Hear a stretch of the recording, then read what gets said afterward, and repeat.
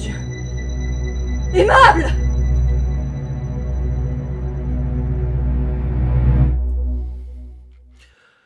Voilà, donc vous en avez rien à carrer de ce que je suis en train de vous dire, quoi. Mais enfin, merde! Ça vous concerne tous, en plus! Vous en avez jamais parlé? Vous vous êtes jamais posé la question? Mais bien sûr que si. Tu crois qu'on t'a attendu? Oh, reste concentré. Et? Vous avez même pas une piste? Mais si, bien sûr que si, j'ai une piste. C'est pour quel jeu? 421, Yam, 5000? Non, mais je te parle pas d'une piste pour jouer. Allez, sois gentil, hein. Arbitre-les et oublie-moi, toi. Eh ben, mais ferme-la alors! Parce que c'est du sérieux, je te signale, hein. Là, ils jouent leur place en finale. Je suis pas sûr que tu te rendes compte de l'importance de la situation, là. Écoute, Gus, la seule chose qu'on sait, c'est qu'on a tous vécu à peu près la même chose. Mais bah justement! Ces arbres! Ah!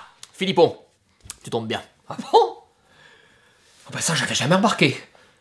Mais, tu vois, maintenant que tu le dis, moi, tu vois, je pense que tout est dans l'anticipation de la chute. Et puis après, c'est sûr qu'il faut avoir les bons réflexes. Hein. Ça, si t'as pas ça, ça c'est sûr. Ça... Non mais il y a forcément une explication. Ça peut pas être une coïncidence. Tous les 10, ouais. Au même endroit. T'as déjà remarqué quelque chose de spécial dans la cave, toi? Non. Non, non. Et vous? Non, mais bon, j'y mets jamais les pieds, c'est bien trop lugubre. C'est une cave, quoi. À part qu'il y a un puits. Oh bah regardez! Bah ça c'était bien joué, hein! Bah ça c'était une belle grimace de Sergine, hein! J'ai pas bougé là. Bah si t'as bougé. Elle a bougé, hein? Elle a bien bougé. Et puis il y a ces notes de piano qui retentissent à chaque réveil. Toujours les mêmes notes. Et on n'a jamais su d'où ça pouvait venir. Parce qu'il n'y a pas toujours eu un piano dans la maison. De notre vivant, à Nono et moi, nous n'en avions pas. Et pourtant, quand Sergine et Jean-Franck sont morts, on les a entendus à nouveau. Mais tu vas arrêter de piailler, ouais. On la rejoue pas, cette partie, je vous préviens, hein. Et toi? Oui, bah quoi? Eh ben, t'as entendu quelque chose avant le retour de tes parents ou pas? Est-ce que j'ai entendu quelque chose avant le retour de mes parents? Non mais il a pas suivi là. Les notes de piano qui retentissent à chaque réveil. Oui, eh ben... Eh ben! Quand tes parents sont morts, tu les as entendus ces notes de piano, oui ou merde? Et ben voilà, tu nous l'as froissé. Ah non mais il faut choisir là. On joue ou on papote. Mais vous me pompez l'air à la fin! C'est quoi cet interrogatoire? Ça nous amène où tout ça? Hein? Je me rappelle plus, c'est loin tout ça! Et puis on sent pas la nénette! On sent pas la nénette! Voilà, on sent pas la nénette!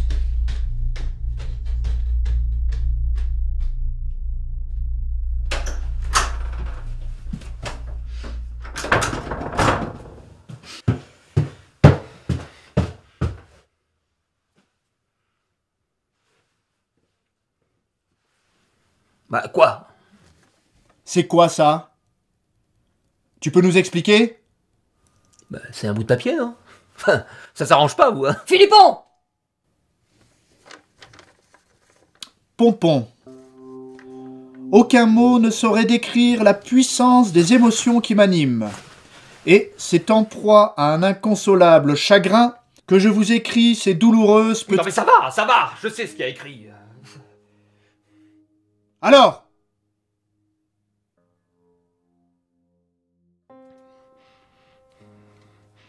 Bah ça s'est passé au mois de janvier 1919.